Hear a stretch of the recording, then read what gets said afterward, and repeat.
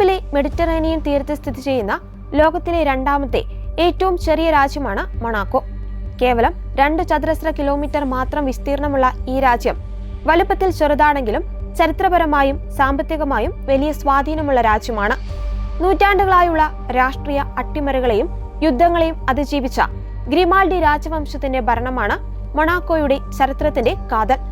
പുരാതന കാലത്ത് ഫൊണീഷ്യർ, ഗ്രീക്കുകാർ, റോമക്കാർ എന്നിവർക്ക് ഈ പ്രദേശം പരിചിതമായിരുന്നു. 1191 ജനോവീസ് ഭരണത്തിന് കീഴിലായതോടെയാണ് മൊണാക്കോയുടെ ആധുനിക ചരിത്രം ആരംഭിക്കുന്നത്.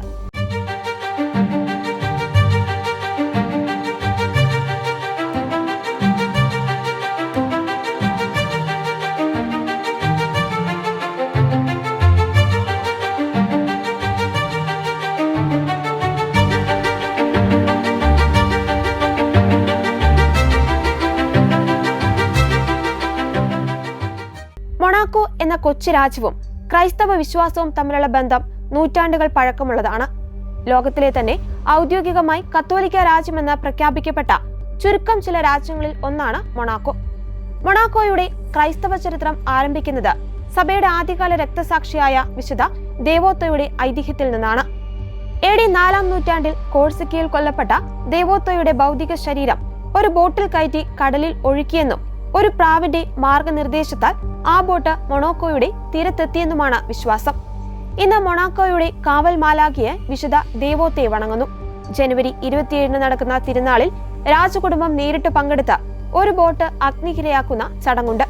ഇതവരുടെ വിശ്വാസത്തിന്റെ ആഴം വെളിവാക്കുന്ന ഒന്നാണ്. മൊണാക്കോ ഭരിക്കുന്ന ഗ്രിമാൾഡി രാജവംശവും ക്രൈസ്തവ സഭയും തമ്മിലുള്ള ബന്ധവും വളരെ സവിശേഷമാണ്. 1297 ഫ്രാൻകോയിസ് ഗ്രിമാൾഡി ഒരു ഫ്രാൻസിസ്കൻ സന്യാസിയുടെ വേഷം ധരിച്ചാണ് മൊണാക്കോ കോട്ടയ്ക്കുള്ളിൽ കടന്ന് അത് പിടിച്ചെടുക്കുന്നത്. ഈ സംഭവമാണ് ഗ്രിമാൾഡി രാജവംശത്തിന്റെ ഭരണത്തിന് അടിത്തറയിട്ടത്. ഈ ചരിത്ര സ്മരണയ്ക്കായി മൊണാക്കോയുടെ ഔദ്യോഗിക ചിഹ്നത്തിൽ വാളേന്തിയ 2 സന്യാസിമാരുടെ ചിത്രം ഇന്നും കാണാം. രാജ്യത്തെ ഭരണഘടന അനുസരിച്ച് റോമൻ കത്തോലിക്ക മതം അവിടുത്തെ ഔദ്യോഗിക മതമാണ്. മതസ്വാതന്ത്ര്യം അനുവദിക്കപ്പെട്ടിട്ടുണ്ടെങ്കിലും സ്കൂളുകളിലെ മതപഠനവും ഔദ്യോഗിക ചടങ്ങുകളും കത്തോലിക്ക വിശ്വാസത്തിൽ അധിഷ്ഠിതമാണ്. അതേസമയം ഫ്രാങ്കോയിസ് ഗ്രിമാൾഡി മൊണാക്കോ പിടിച്ചടക്കിയത് ഗ്രിമാൾഡി രാജവംശത്തിന്റെ 700-ലധികം വർഷത്തെ ഭരണത്തിന് തുടക്കം കുറിച്ചു. 1793 ശേഷം ഫ്രഞ്ച് വിപ്ലവത്തെ തുടർന്ന് മൊണാക്കോ ഫ്രാൻസിനോട് കൂട്ടിച്ചേർക്കപ്പെടുകയും ഗ്രിമാൾഡി രാജവംശത്തിന് ഭരണം നഷ്ടപ്പെടുകയും ചെയ്തു.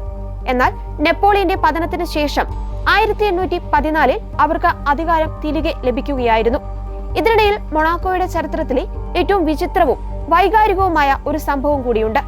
1799 ഫ്രഞ്ച് വിപ്ലവകാലത്ത് പയസ് 6-ാമൻ മാർപ്പാപ്പയെ നെപ്പോളിയന്റെ സൈന്യം തടവുകാരനായി പിടിക്കുകയും ഫ്രാൻസിലേക്ക് കൊണ്ടുപോകുന്നതിനിടെ അദ്ദേഹം അന്തരിക്കുകയും ചെയ്തു. അദ്ദേഹത്തിന്റെ ഭൗതികാവശിഷ്ടം വത്തിക്കാനിലേക്ക് തിരികെ എത്തിക്കുവാൻ അനുവാദമില്ലാതിരുന്നതിനാൽ ഒരു സാധാരണ ശവപ്പെട്ടിയിലാക്കി രഹസ്യമായി കടൽ മാർഗം കൊണ്ടുപോകേണ്ടി വന്നു. ഈ യാത്രയ്ക്കിടെ കപ്പൽ മൊണാക്കോയുടെ തീരത്തടുക്കുകയും അവിടുത്തെ ഭരണാധികാരികൾ അത്യന്തം ഭക്തിയാദരവുകളോടെ എന്നാൽ അതീവ രഹസ്യമായി ഒരു ശവപ്പെട്ടിക്കുള്ളിലിരുന്ന ആ സഭാനായകനെ സ്വീകരിക്കുകയും ചെയ്തു. ജീവിച്ചിരിക്കുന്ന ഒരു മാർപ്പാപ്പയ്ക്ക് നൽകേണ്ട ആദരവ് ഒരു ശവപ്പെട്ടിക്ക് നൽകേണ്ടി വന്ന ആ നിമിഷം മൊണാക്കോയുടെ ചരിത്രത്തിലെ വലിയൊരു നൊമ്പരമായി അവശേഷിച്ചു. നൂറ്റാണ്ടുകൾക്ക് ശേഷം ലിയോ 14-ാമൻ മാർപ്പാപ്പ മൊണാക്കോയിൽ എത്തുമ്പോൾ പഴയ ആ ഇരുണ്ട ചരിത്രത്തിനു പകരം പ്രകാശപൂർണമായ ഒരു പുതിയ അധ്യായം എഴുതപ്പെടുകയാണ്. ശവപ്പെട്ടിയിലല്ല, മറിച്ച് ലോകം ആദരിക്കുന്ന അതിഥിയായി അദ്ദേഹം സ്വീകരിക്കപ്പെടുമ്പോൾ അത് വിശ്വാസത്തിന്റെയും കാലത്തിന്റെയും വലിയൊരു അതിജീവനത്തിന്റെ മാറുന്ന കാഴ്ചയെയാണ് നാം കണ്ടത്.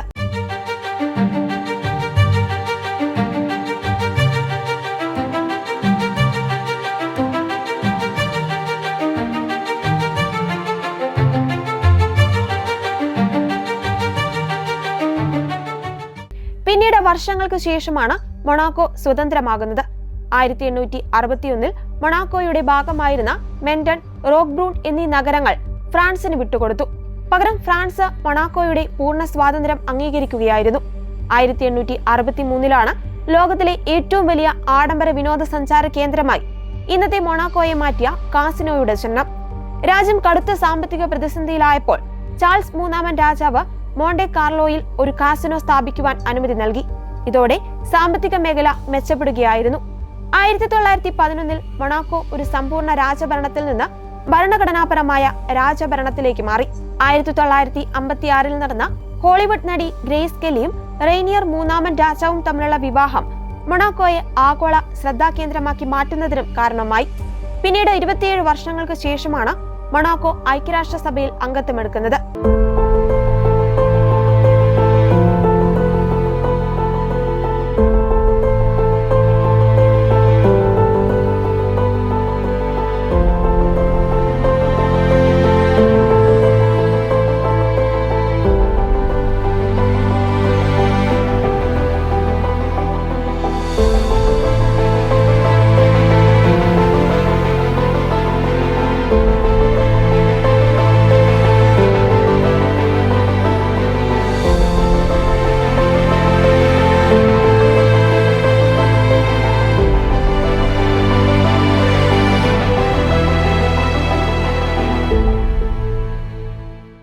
ഇന്ന് ആൽബർട്ട് രണ്ടാമൻ രാജാവാണ് മൊണാക്കോ ഭരിക്കുന്നത്.